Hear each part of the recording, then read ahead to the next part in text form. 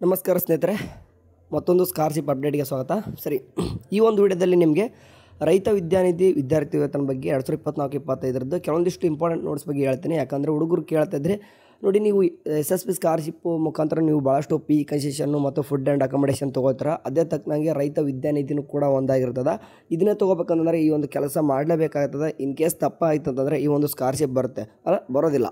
Like ರೈತ ವಿದ್ಯಾನಿಧಿ ಅನ್ನೋದು ಅಂದರೆ 2021-22 ಸ್ಟಾರ್ಟ್ ಮಾಡ್ತಾರೆ. ಬಟ್ ರೀಸೆಂಟಾಗಿ ಅಂದರೆ ಕಾಂಗ್ರೆಸ್ ಸರ್ಕಾರ ಬಂದಾಗಿ ಒಂದು ವರ್ಷ ಅವ್ರು ಬಂದಾಗ ಕ್ಯಾನ್ಸಲ್ ಮಾಡಿದರು. ಬಟ್ ಈ ವರ್ಷ ಮತ್ತೆ ಸ್ಟಾರ್ಟ್ ಮಾಡಿದ್ದಾರೆ ಅಂತಲೇ ಹೇಳ್ಬೋದು.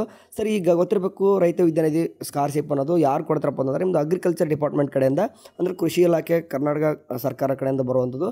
ಯಾರಿಗೆ ಬರ್ತದಂದರೆ ಕೃಷಿ ಭೂಮಿ ಹೊಂದಿರುವ ರೈತರ ಮಕ್ಕಳಿಗೆ ಮಾತ್ರ ಬರ್ತದೆ. ಈ ವರ್ಷ 2024-25 ಕೂಡ ಸ್ಟಾರ್ಟ್ ಮಾಡಿದ್ದಾರೆ. ಹೋದ ವರ್ಷ ಸ್ಟಾಪ್ ಮಾಡಿದ್ರು, ಈ ವರ್ಷನೂ ಕೂಡ ಬರ್ತಾಯಿದೆ ವಾಪೀಸು. ಆ್ಯಂಡ್ ವಿದ್ಯಾರ್ಥಿನಿ ವೇತನ ಮತ್ತೆ ಎಷ್ಟು ಬರುತ್ತಪ್ಪ ರೈತ ವಿದ್ಯಾನಿಧಿ ಅಂತ ಹೇಳಿದ್ರೆ 2,500 ಹಿಡಿದು 11,000 ಕೂಡ ಬರ್ತದೆ. ಬಟ್ ಸಪ್ರೇಟಾಗಿ ಕೋರ್ಸ್ ರಿಲೇಟೆಡ್ ಆಗಿ ಯಾವ ಕೋರ್ಸ್ ಎಷ್ಟು ಬರ್ತದೆ ಅಂತ ಹೇಳೋದಂತಂದರೆ, ಸರಿ ಈಗ ಹೇಳ್ತೀನಿ ನೋಡ್ರಿ. ಈಗ PUC ITI ಡಿಪ್ಲೊಮಾ ಇತ್ತಂತಂದರೆ ನಿಮಗೆ ನಿಮಗೆ ಹುಡುಗರಾಗಿತ್ತಂದರೆ 2,500 ಬರುತ್ತೆ. ಇನ್ ಕೇಸ್ ನೀವೇನಾದ್ರು ಹುಡುಗಿರಾಗಿತ್ತಂತಂದರೆ 3,000 ಬರುತ್ತೆ. ನಿಮ್ಮ ಅಕೌಂಟಿಗೆ ಬರ್ತದೆ. ಇನ್ ಕೇಸ್ ಪೇರೆಂಟ್ಸ್ಗೆ ಅಕೌಂಟಿಗೆಲ್ಲ ಇದು. ರೈತ ವಿದ್ಯಾನಿಧಿ ಅನ್ನೋದು ಇದು ಪೇರೆಂಟ್ಸ್ ನಿಮ್ಮ ಹೆಂಗಾದ್ರೂ ನಿಮ್ಮ ಮನೆಯವ್ರು ಯಾರಾದರೂ ಹೆಸರಲ್ಲಿ ಹೊಲ ಇದ್ದೇ ಇರ್ತಲ್ವಾ, ಅವರಲ್ಲಿ ನೀವು ಯಾರನ್ನಾದರೂ ಸದಸ್ಯರಾಗಿದ್ದರೆ ನಿಮಗೆ ಅಕೌಂಟಿಗೆ ದುಡ್ಡು ಬರೋದು ನಿಮ್ಮ ಪೇರೆಂಟ್ಸ್ಗೆಲ್ಲ. ಅಂದರೆ ಯಾವ ಒಂದು ಲಿಂಕ್ ಕೊಟ್ಟಿರ್ತಾರೋ ಆ ಒಂದು ಅಕೌಂಟಿಗೆ ಹೋಗಿರುತ್ತೆ. ಬಟ್ ಈಗ ಲೇಬರ್ ಕಾರ್ಡ್ ಡಿಪಾರ್ಟ್ಮೆಂಟ್ ಅಂತದ್ದು ಅಂದರೆ ಲೇಬರ್ ಕಾರ್ಡ್ ನೀವೇನೋ ಸ್ಕಾಲರ್‌ಶಿಪ್ ಏನಾದ್ರು ತೊಗೋಬೇಕಂತಂದ್ರೆ ನಿಮ್ಮ ಪೇರೆಂಟ್ಸ್ಗೆ ಹೋಗ್ತಾ ಇತ್ತು. ಬಟ್ ಇದು ಹಂಗಲ್ಲ, ನಿಮ್ಮ ಅಕೌಂಟಿಗೆ ಬಂದು ಬರುತ್ತೆ. ನೆಕ್ಸ್ಟ್ BSc BCom ಈ ಏನಾದರೂ ಅಂದರೆ ಕಾಮನ್ ಡಿಗ್ರಿ ಮಾಡ್ತಂದರೆ ಹುಡುಗರಿಗೆ ಇದ್ದರೆ 5,000 ರೂಪಾಯಿ. ಆ್ಯಂಡ್ ಲೇಡೀಸ್ ಆಯ್ತಂದ್ರೆ 5,500 ಬರ್ತದೆ. And next LLB paramedical, B pharma, nursing ಮತ್ತು ಇತರ ವೃತ್ತಿಪರ ಕೋರ್ಸ್ಗಳು ಬಾಯ್ಸ್ ಐತಂದರೆ 7,500. ಆ್ಯಂಡ್ ಇನ್ ಕೇಸ್ ಹುಡುಗರ ಐತಂದರೆ 8,000.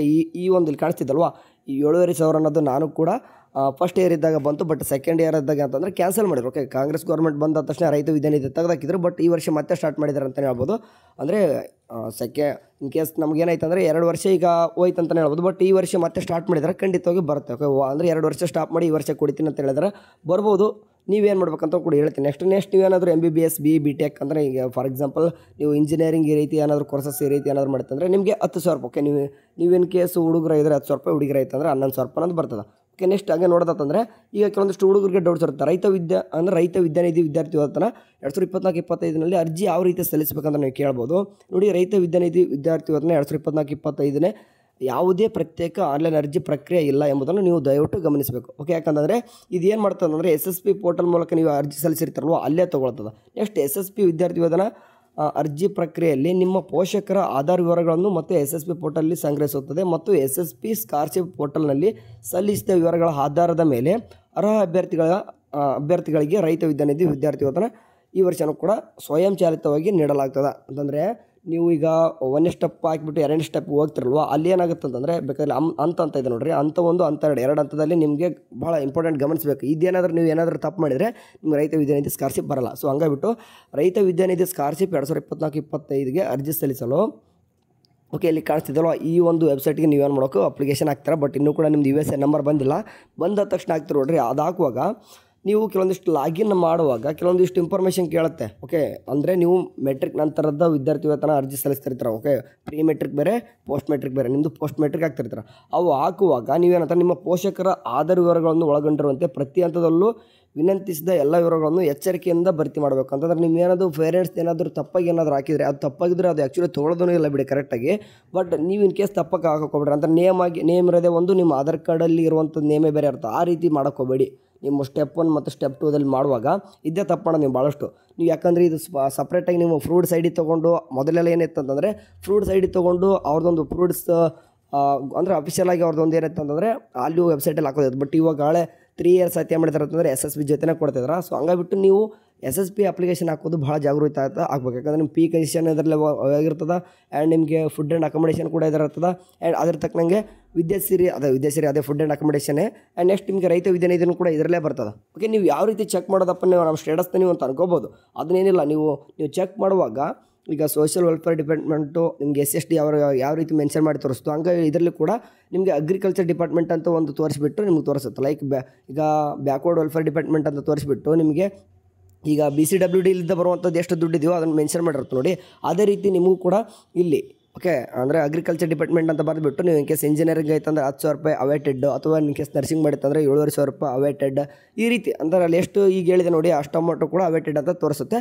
ಅದು ಇನ್ ಕೇಸ್ ಅವೇಟೆಡ್ ಅಂತ ತೋರಿಸ್ತು ಅಂತ ಅನ್ಕೋರೆ ನಿಮಗೆ ಮುಂದೆ ಅದು ಖಂಡಿತವಾಗಿ ಬರುತ್ತಂತ ಅರ್ಥ. ಓಕೆ, ಯಾವುದೇ ರೀತಿ ಅಂದರೆ ಸಪ್ರೇಟಾಗಿ ಅಪ್ಲಿಕೇಶನ್ ಹಾಕೋದಿರಲ್ಲ, SSP ಒಳಗೇ ಇರ್ತದೆ. ಇದು ಕೂಡ ನೀವು ಏನು ಮಾಡ್ಬೇಕಂದ್ರೆ SSP ಹಾಕುವಾಗ ನಿಮ್ಮ ಪೇರೆಂಟ್ಸ್ ಡೀಟೇಲ್ಸ್ ಚೆನ್ನಾಗಿ ಕರೆಕ್ಟ್ ಹಾಕೋರು ಅಷ್ಟೇ. ಓಕೆ, ಇದಿಷ್ಟೇ ಮಾಡೋದು, ಮತ್ತೇನಿಲ್ಲ. ಯಾಕಂದ್ರೆ ಹುಡುಗರಿಗೆ ಈ ವರ್ಷ ಮತ್ತೆ ಸ್ಟಾರ್ಟ್ ಆಗಿದೆ, ಇದನ್ನು ಕೂಡ ಕಳ್ಕೊಬೇಡಿ. ಯಾಕಂದರೆ ನಿಮಗೆ ಪಿ ಕನ್ಸೆಷನ್ನು ಬರ್ತದೆ. ಅದರ ಜೊತೆಗೆ ಹೇಳಿದೆ ನಾನು, ತಿಂಗಳಿಗೆ 1,500 ರೂಪಾಯಿದಂಗೆ ಫುಡ್ ಆ್ಯಂಡ್ ಅಕೊಮಡೇಷನ್ನು 10 ತಿಂಗಳ ಕಾಲ ಕೊಡ್ತಾರೆ, ಅದು ಒಂದು ತೊಗೊರಿ.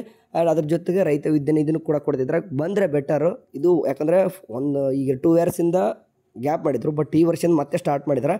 ಖುಷಿ ವಿಚಾರ. ನೋಡೋಣ ಕಾಂಗ್ರೆಸ್ ಗೌರ್ಮೆಂಟ್ ಏನು ಯಾವ ಟೈಮ್ ಒಳಗೆ ಏನು ಮಾಡುತ್ತಂತ ಗೊತ್ತಾಗ. ಯಾಕಂದರೆ ತಮಗೆ ಬೇಕಾದ ಟೈಮ್ ಒಳಗೆ ನಮ್ಮ ಸ್ಟೂಡೆಂಟ್ಸ್ದೇ ಬಳಸ್ಕೊತಿದ್ದಾರೆ. ನಿಮ್ಗಾಳೆ ನೋಡ್ತಾ ಇದ್ದೀರಾ. ನೋಡೋಣ, ಈ ಸರ್ತಿ ಸ್ಟಾರ್ಟ್ ಮಾಡಿದ್ರೆ ಕೊಡ್ತೀನಿ ಅಂತ ಹೇಳಿದಾರೆ. ನೋಡೋಣ, ಇನ್ ಕೇಸ್ ಇದ್ರ ತಕ್ಕನ ಏನಾದರೂ ನಿಮ್ಮ ಸ್ಟೇಟಸ್ ಅಪ್ಲಿಕೇಶನ್ ಹಾಕಿ ಸ್ಟೇಟಸ್ ಒಳಗೆ ಏನಾದರೂ ಮೆನ್ಷನ್ ಆಯಿತು ಅಂತಂದರೆ ಖಂಡಿತ ಬರುತ್ತಂತ ಅರ್ಥ. ಸರಿನಾ?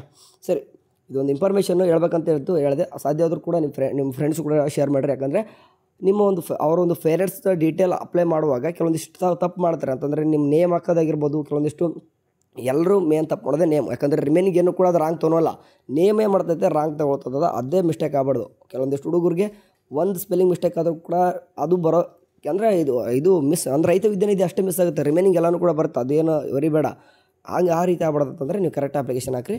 ಸರಿ, ಥ್ಯಾಂಕ್ ಯು ಫಾರ್ ವಾಚಿಂಗ್. ಯಾವನಷ್ಟೇ ಬಾಯ್.